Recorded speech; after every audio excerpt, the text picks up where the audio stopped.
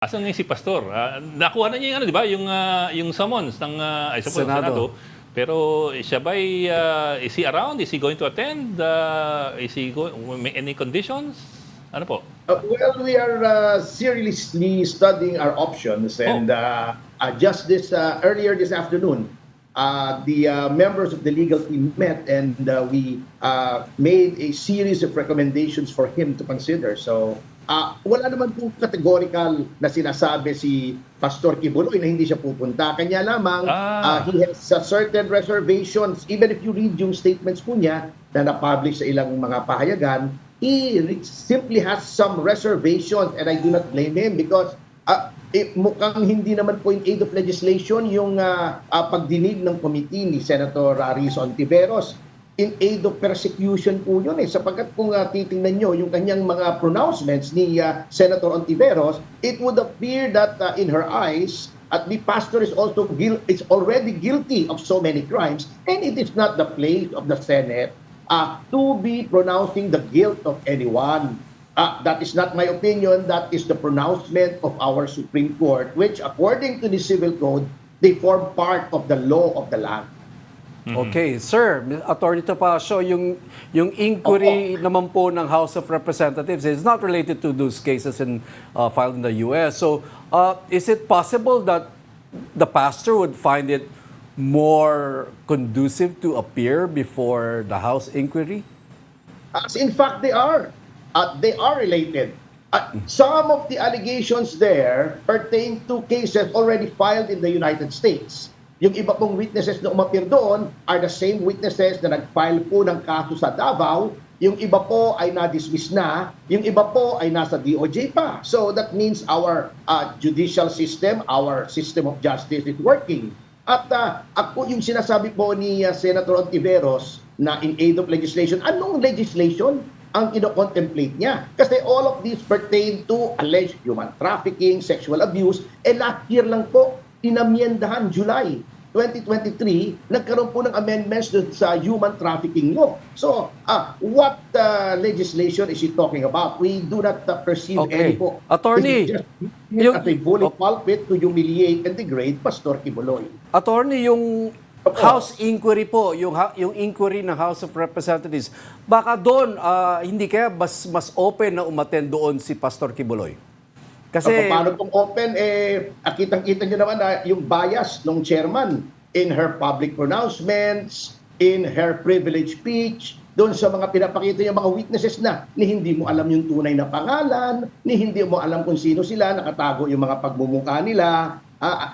Well, hindi po pwede na gano'n. It is a kangaroo court once again. Parang mangyayari na naman po dyan yung sa Parmali case na sinabi ng ating Korte Suprema late last year in the case of Ong versus Parmali na violate yung rights ng mga resource person. Ito na lang, attorney, si Pastor po ba nandito lang sa Pilipinas o... Nandito lang po siya. Nandito lang po. Kausap ko lang po siya kanina. He's here, and he is pondering on his options at the moment. Pero attorney, you made mention that he has some reservations. Pero in his YouTube statement, it was not just some reservations.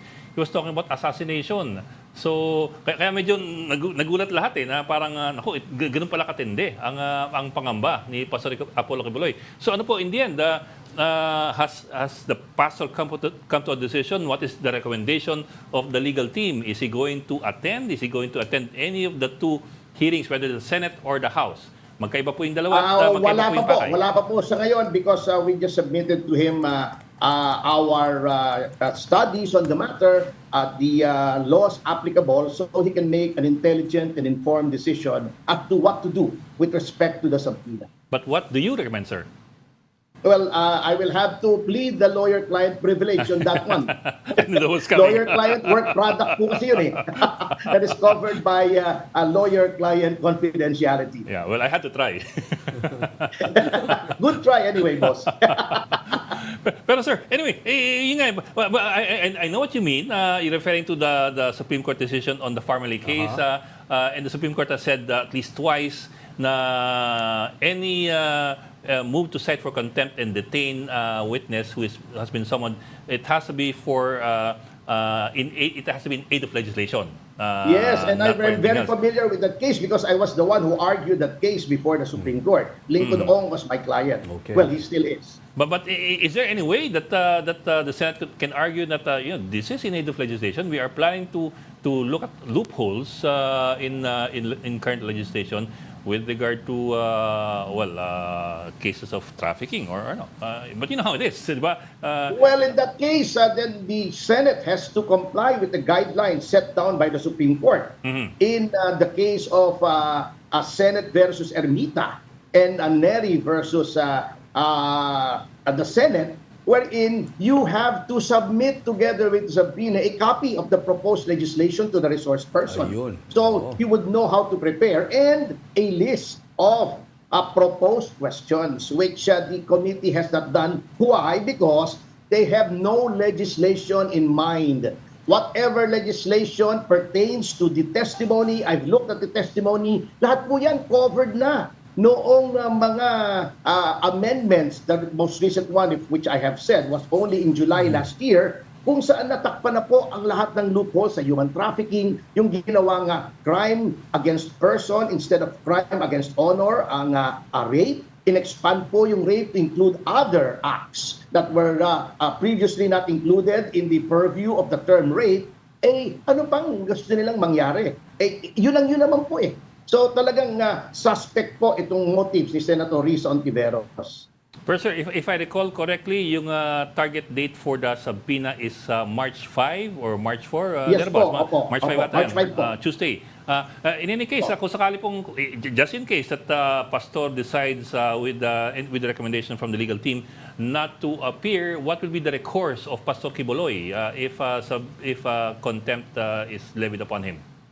Well, we will cross the bridge when we get there, but of course, just like in Neri versus Senate, there is always a recourse to the courts. Sapagkat sinabi naman po ng ating Korte Suprema, hindi po absolute ang kapangyarihan o poder ng Senado o ng lehislatura, pati ng mababang kapulungan, na mag-issue na lamang ng mag-issue ng subpoena. There are certain requisites, there are certain guidelines, and all other powers of government under a tripartite system of government, may limitasyon po yan.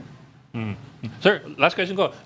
In reference yung tanong ni Patty kanina, kasi ang tanong ni Patty kanina was centered around the House investigation, the House inquiry, the House hearing, which I think is involving the SMNI case. Franchise, yeah. The SMNI franchise. Iba po yun dun sa, of course, yung sa hearing ng Senado.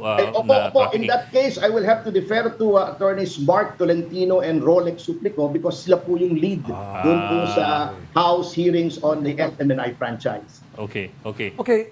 Attorney, I'm just curious about what prompted Pastor Quiboloy to come up with that video statement. It was an audio statement. We all know that it was in response to the summons from the House and the Senate. But in that video, it was very politically charged. So what should we make of that video statement of Pastor Quiboloy?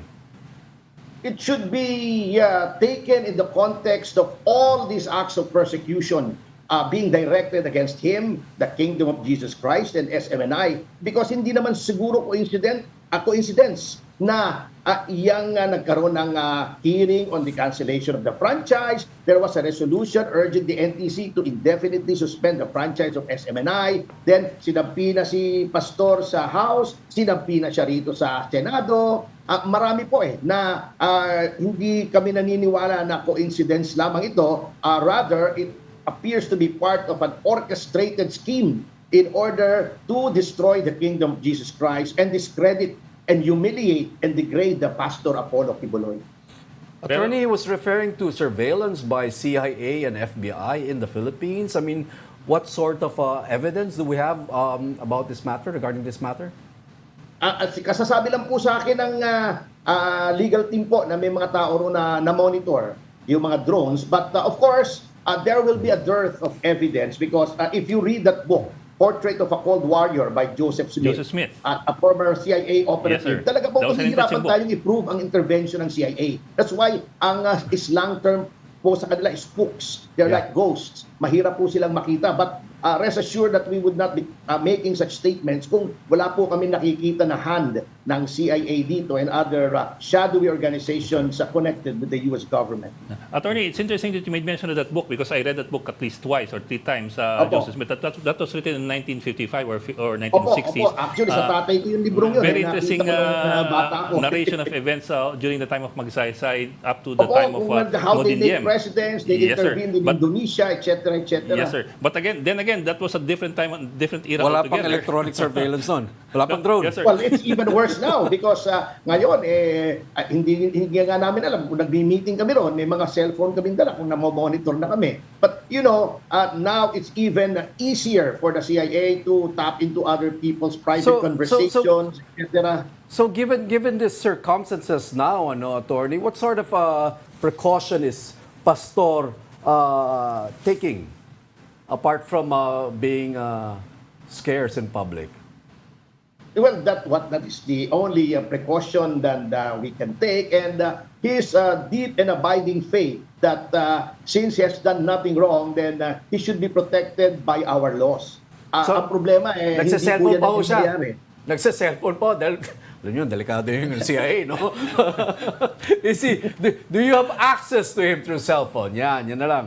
Yes, we confer to the usual means, Zoom, Okay. cellphone. So wala po tayong magagawa. Those are the only means available to us to confer with our clients. Attorney, last question. Alam ko may isa pa tayong guest na waiting, pero let me just throw this in. Pero Attorney, in the end, why would the CIA be interested in Pastor Apollo Quiboloy? Yes. Di ba? I understand FBI, I understand State Department, but why the CIA? What would the CIA gain by wanting to Good question. by Opo, wanting to actually, hindi na assassinate po bagong Quiboloy? allegation namin yan. Noong 2020 pa yata yun. When the federal warrant first came out against Pastor Quiboloy, sinasabi namin, there is an attempt to erode yung kanyang influensya rito because he was linked or his relationship with former President Duterte. Presidente pa si Duterte noon at pa-election pa lamang po.